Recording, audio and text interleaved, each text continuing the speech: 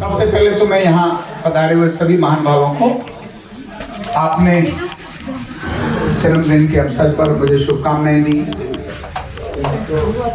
आपका प्रेम और आपका आशीर्वाद, आपकी शुभकामनाएं मुझे मिली हैं, मेरे लिए बड़ा संबल है। इसलिए मैं आपके पधारने के लिए मैं हृदय से धन्यवाद करना है। बहुत छोटा शब्द है, धन्यवाद कह ये ठीक है कि किन्हीं का सम्मान करना है तो उनका हृदय से धन्यवाद करना चाहिए, लेकिन दिल में जो स्थान होता है उसके लिए धन्यवाद शब्द बहुत छोटा है। तो आपको मैं मेरे लिए धन्यवाद के लिए आपके लिए मेरे पास छोटा शब्द आ रहा है, इसीलिए मैं उसको नहीं बोलता हूं। बाकी मेरे साथी भी जो सामने बैठे हैं ये बहुत मेहनत करते हैं। आरोग्य पीठ जहां आज है उसके पीछे बड़ा कारण है एक अच्छे साथियों का होना। इसलिए मेरा जो स्टाफ है ये अपने आप में बहुत अच्छा है। और पत्नी के बारे में तो कहना ही क्या, वो तो वही कह गई, अनमोल है, अनमोल है ना। अगर क्या कठिनाई मैंने अपनी जिंदगी में झेली उसकी एक साक्षी है और वो है मेरी श्रीमती। ये काम करते करते ऐसा नहीं है एकदम ऐसी चीजें हो जाती हैं, लेकिन करते हुए जो अनेक सारी कठिनाई आती हैं जिनके कारण अनेक सारे, जब मैंने शुरुआत की मैं तो 11 साल बाबा जी को निकल ही गया था समाज काम करने के लिए, और वहीं से मेरे स्वभाव को देखकर मेरे उन अधिकारियों ने प्रेरणा दी कि तुमको इस लाइन में जाना चाहिए। भारत की पारंपरिक चिकित्सा अनेक सारी हैं जो भारत में होती हैं, उनमें से पूज्य ने डॉक्टर लाभत्राय मेहरा जी के पास उन्होंने मुझे भेजा, और मैं जब उनके पास गया और मैं उनको देखा तो मुझे लगा कि ये मेरे जीवन का विज्ञान, मेरे जीवन की दिशा ऐसी हो सकती है। और इसीलिए उनको देखने के बाद वो क्या कहते हैं, क्या करते हैं, ये पुस्तकों में उस समय बहुत वर्णन नहीं था, लेकिन वो मेरा मिशन बन गया कि आखिर ये कहते क्या है। और मैंने संकल्प लिया कि अनेक सारे ऐसे प्राचीन लोग जो बहुत ज्ञान के धनी थे, अनेक सारी चिकित्साएं जानते थे, लेकिन उनकी मृत्यु हो गई, उनका विज्ञान उनके साथ चला गया, और मेरे मन में संकल्प जागा कि अब डॉक्टर लाजपत राय मेहरा मरेंगे नहीं, अब ये अमर हो जाएंगे। जैसे हजारों और लाखों लोग विलुप्त हो गए, उनके विज्ञान विलुप्त हो गए, ऐसे ये नहीं होंगे। और फिर मैं उनके सारे विज्ञान को, वैदिक चीज क्या है इस पर ढूंढने और उसमें मैं लगा, और मैंने पाया कि यह जो विज्ञान है वो अर्धनारीश्वर है। वो जो कुछ करते हैं वो बैलेंसिंग करते हैं। क्या बैलेंसिंग करते हैं? तो वो अर्धनारीश्वर की बैलेंसिंग करते हैं, ढांचे की और रसायन की। शरीर का ढांचा जिनमें मसल्स और बोन है, और अंदर के केमिकल्स जिसमें हार्मोन्स हैं, एंजाइम्स हैं, एसिड अल्कलाइन है, यानी दोनों दो ही हैं, डबल हैं, कोई सिंगल चीज नहीं। ढांचे में भी जो बाएं हैं वो दाएं हैं, जो मध्य में है वो एक है, अंदर भी रसायन के अंदर जो मध्य है वो एक है, अदरवाइज तो दो हैं। ये संतुलन बिगड़ता है तभी डिसऑर्डर्स होते हैं, डिसईज होती हैं, ईज डिस होती है। और जब मुझे ये समझ में आ गया कि अर्धनारीश्वर ही है, तो उसको खोजने के लिए मैंने अनेक सारे ग्रंथों का अध्ययन किया, वेदों का अध्ययन किया। मेरी श्रीमती ने उसको मेरा साथ दिया। उसका प्रैक्टिकल करते समय अनेक सारी चीजें कठिनाई में आती थी, बहुत सारी कठिनाई आती थी, उनकी चर्चा का कोई विषय नहीं है, लेकिन इसको कैसे सरकार की मान्यता मिलाई जाए ऐसा एक विचार आया। क्यों? भारत में अनेक परंपराएं हैं, कोई एक परंपरा तो आगे बढ़नी चाहिए, और फिर इसको सरकार की तरफ लेकर जाना शुरू हुआ। और भगवान के आशीर्वाद से, आप सबके सहयोग से इसको भारत सरकार के स्किल डेवलपमेंट और एजुकेशन का ये पार्ट बन गई।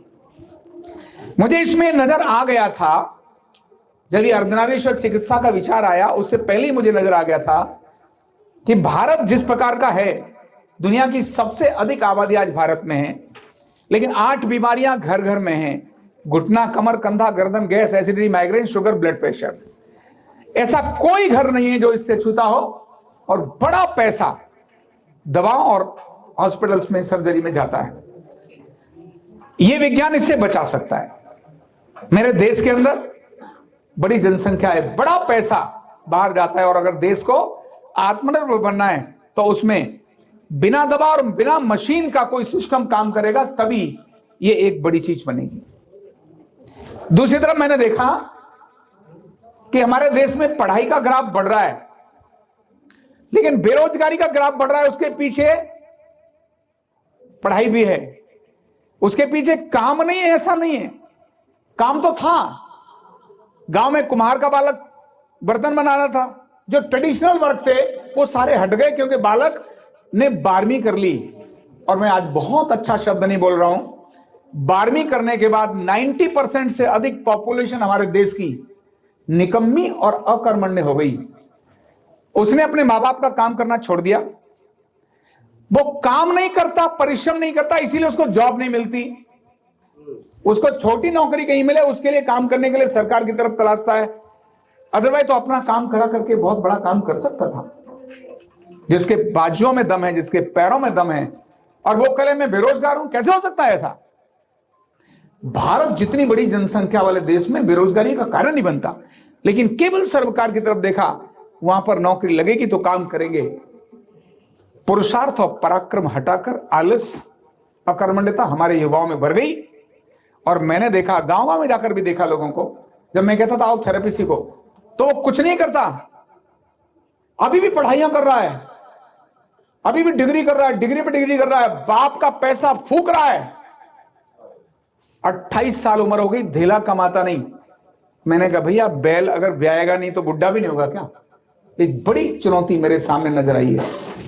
फिर मुझे आया ध्यान में कि अब ये विज्ञान भारत सरकार से अप्रूव हो गया, जो इनको चाहिए वो सब मिल सकता है, सर्टिफिकेट मिल सकता है, और ये विज्ञान सरलता से सीखा जा सकता है।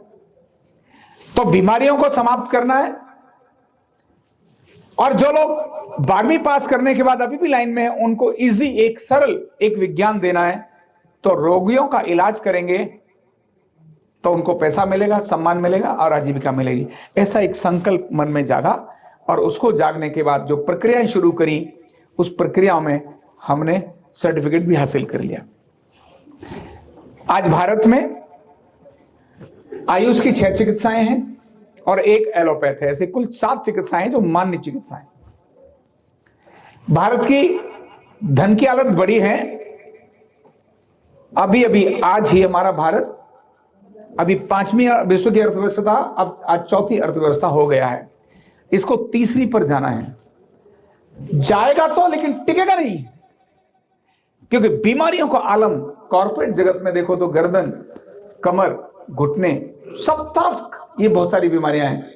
एक बीमार व्यक्ति, उसकी प्रोडक्टिविटी भी घटती है और क्वालिटी ऑफ लाइफ भी उसकी कम हो जाती है। दवाएं एक लिमिट तक, सर्जरी बहुत अच्छी है, नो डाउट, लेकिन दवाओं का साइड इफेक्ट बहुत भयंकर है। कितने लोग खाएंगे और कितना भारत पर उसका वर्डन पड़ेगा? इसका एक समाधान मुझे नजर आया, और वो नजर आया अर्धनारीश्वर चिकित्सा, वेलनेस थेरेपी। और सौभाग्य से अनेक सारे अधिकारियों ने इसमें सपोर्ट किया, अनेक सारे महानुभावों ने इसको सपोर्ट किया, और उन्होंने कहा यह चिकित्सा आयुष की 7वीं चिकित्सा बन सकती है। सिर्फ 1 लाख लोग, कितने लोग? 1 लाख लोग आप प्रशिक्षित करा दीजिए, हम इसको 7वीं चिकित्सा बना देंगे। और 7वीं नहीं बनेगी, ये पहली बन जाएगी, क्योंकि बाकियों में औषधि और सर्जरी यानी मशीन है। होम्योपैथ में भी, आयुर्वेद में भी, यूनानी में भी, सिद्धा में भी, सिग्मा रिक्पा में भी, योग नेचुरोपैथी में भी, सब में मशीन और दवाएं हैं। एक ऐसा विज्ञान है जिसमें दवाएं नहीं है, और वह है अर्धनारीश्वर चिकित्सा। ये भारत 1 लाख लोगों के शिक्षण देने के बाद ये चिकित्सा का पार्ट बनेगा। फिर मैंने सर्च किया, केवल इतने से तो मेरे एक बड़े मित्र हैं, बड़े संत हैं इस देश के, दुनिया के, और अनेक बार मैं उनके साथ दुनिया में गया। उन्होंने मुझे एक छोटी कागज की पुस्तक दी, और वो थी होम्योपैथ की। उन्होंने कहा एक देखो, ये पतली ऐसी, इससे भी आधी अधूरी पुस्तक। उन्होंने दिखाई ये पहली पुस्तक है, और मुझे कहते हैं दुनिया की 2nd लार्जेस्ट ट्रीटमेंट सिस्टम है होम्योपैथ, और होम्योपैथ की पहली पुस्तक दिखाई। और फिर उन्होंने कहा कि ये अभी दुनिया में सबसे अधिक है। मैंने गूगल में सर्च किया और आप भी सर्च करना, जिसके बाद मेरा कॉन्फिडेंस बहुत हाई हो गया और जो सरकारी अधिकारी मेरे मित्र जो कह रहे थे वो मेरी बात पूरी हो गई। मैंने सर्च किया कि क्या होम्योपैथ वैज्ञानिक चिकित्सा है, तो गूगल का एआई कहता है इसके कोई वैज्ञानिक प्रमाण नहीं है। फिर मैंने दूसरा प्रश्न किया, क्या दुनिया के अंदर वर्ल्ड हेल्थ ऑर्गेनाइजेशन सबसे बड़ा संस्थान है, क्या ये होम्योपैथ को अपनी मान्यता देता है? तो उन्होंने कहा नहीं। फिर मैंने तीसरा प्रश्न किया, फिर भी ये दुनिया में दूसरे नंबर की चिकित्सा क्यों है? और उसका उत्तर मुझे जो एआई ने दिया, आप भी पूछ लेना, वो कहती है क्योंकि इसके प्रैक्टिस करने वाले, इसको उपयोग करने वाले दुनिया में बहुत बड़ी संख्या है, इसीलिए दुनिया के लोग होम्योपैथ को अपनी मान्यता देते हैं। और लोगों ने प्रयोग किया तो वहां की सरकारों ने ऑटोमेटिकली एक्सेप्ट कर लिया। आयुर्वेद के साथ भी यही हो रहा है। अभी भारत में था, दुनिया इसको रोक के रखती थी। कोविड ने आयुर्वेद के काढ़े को यूज करके एक्सेप्टेंस के कारण आज इसका मार्केट बहुत बड़ा हो गया। आयुर्वेद का काम करे सो राम करे, हमारे यहां कहावत है। बोले भाई साहब ये गलत है, सही है? बोले गाम क्या कह रहा है? बोले सही है। बोला सही है। वो जो कौन बनेगा करोड़पति में ना, उसके अंदर भी वो क्या कहता था, एक जो लाइफ लाइन दे रखी है वो क्या है, ऑडियंस पोल। ऑडियंस क्या कहते हैं?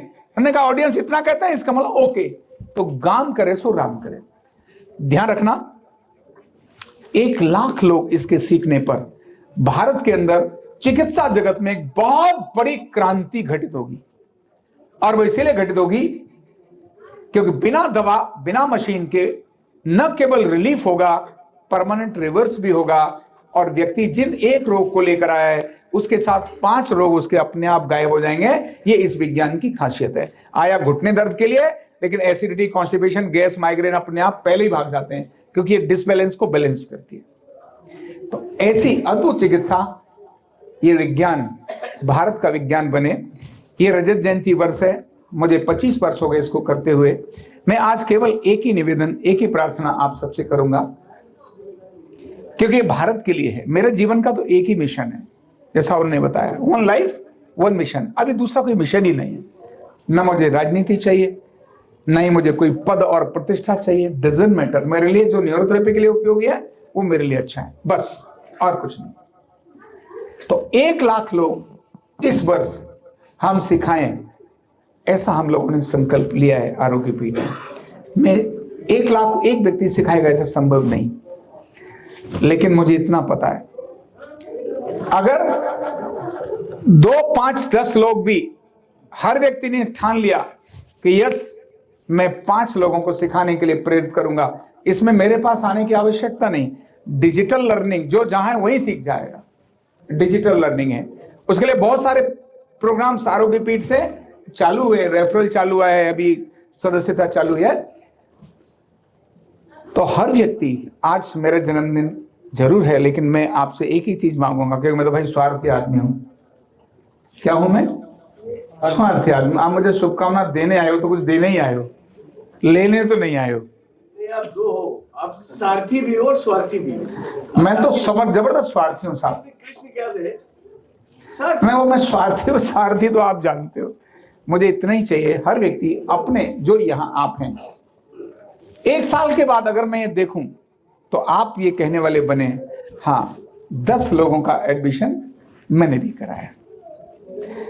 बस इतना आपने कर लिया। आपसे हजारों लाख लोग नहीं चाहिए, सिर्फ 10 लोग। कितने? बाकी तो ऊपर वाले ने कहा हुआ है वो मैं कर दूंगा। उन्होंने कहा तेरे जन्मदिन पर जो लोग आए उनसे तू 10-10 मांग ले, रहे बचे कन्हैया जी ने बोला है। क्या बोला है? मैं कर दूंगा। तो आप सिर्फ जहां जैसे हो 10 व्यक्ति सीखें, उनको रोजगार भी मिलेगा। तो मैं आ गए भाई साहब, इसलिए और अधिक बात नहीं करूंगा। आप सभी को हृदय से धन्यवाद और आप सभी को मैं नमन और प्रणाम करूंगा। बहुत बहुत धन्यवाद आचार्य जी। और आचार्य जी की तरफ से